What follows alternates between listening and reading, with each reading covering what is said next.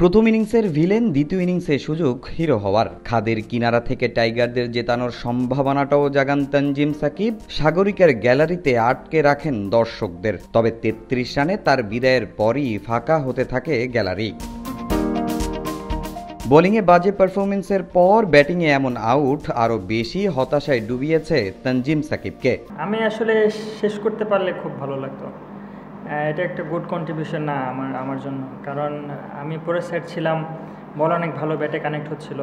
নাসুম ভাইও আমার ভালো সাপোর্ট দিচ্ছিল, নাসুম ভাইও বাউন্ডারি মারতেছিল। এটা আমার জন্য অনেক বড় একটা প্লাস পয়েন্ট। মনে হচ্ছিল না আমি একটা ব্যাটসম্যানকে নিয়ে ব্যাটিং করতেছি।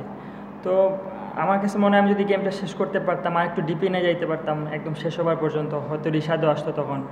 তো আক্ষেপ অবশ্যই থাকবে এই গেমের জন্য। সাগরিকার ব্যাটিং স্বর্গে ছন্দে ফেরার সুযোগ ছিল শামীম সোহানের। ইনজুরি থেকে ফেরা লিটনের সামনেও ছিল সুযোগ। এর আগে সাইফ তামিমও পারতেন দায়িত্বটা নিতে, কিন্তু এবারও আক্ষেপ সঙ্গী ব্যাটারদের। সাকিবের চোখে দায়টা বেশি মিডল অর্ডারের। ব্যাটসম্যানদের উইকেটগুলো গেছে কিন্তু পাওয়ার প্লেতে।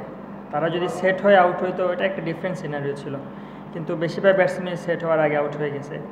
তবে আমি মনে করি হ্যাঁ, মিডিল অর্ডার ব্যাটসম্যান আর একটু রেসপন্সিবিলিটি নিতে পারতো, যারা গিয়ে আর্লি আউট হয়ে গেছে। তো তারা রেসপন্সিবিলিটি নিলে গেমটা যদি একটু ডিপে নিয়ে যাইতো, তাহলে হয়তো ডিফারেন্ট স্টোরি থাকতো। এ ম্যাচে বাংলাদেশ হেরে যায় ওয়েস্ট ইন্ডিজের মাস্টার প্ল্যানে। শুরুতে ধীরগতির ব্যাটিং করা ক্যারিবিয়ানরা আসল রূপ দেখায় ম্যাচের শেষ দিকে। বড় চমক দেখিয়েছেন ক্যারিয়ারের ১০০তম ম্যাচ খেলা পাওয়েল। নিজের ১০০তম ম্যাচ জিততে পেরে ভালো লেগেছে। বাংলাদেশের মিডল অর্ডারকে দাঁড়াতে দেইনি, সেটাই আসলে কাজে দিয়েছে। ঘরের মাঠে তাদের হারানো আমাদের বড় চ্যালেঞ্জ ছিল, কিন্তু সেটা আমরা পেরেছি। এর আগে টানা ৪ সিরিজ জয়ে এই ফরম্যাটে টাইগারদের নিয়ে স্বপ্নটা হচ্ছিল বড়। তবে এমন পারফরমেন্স আবারও হতাশায় ফেলে দিল। এখন দেখার অপেক্ষা দ্বিতীয় ম্যাচে কিভাবে ঘুরে দাঁড়ায় টাইগাররা।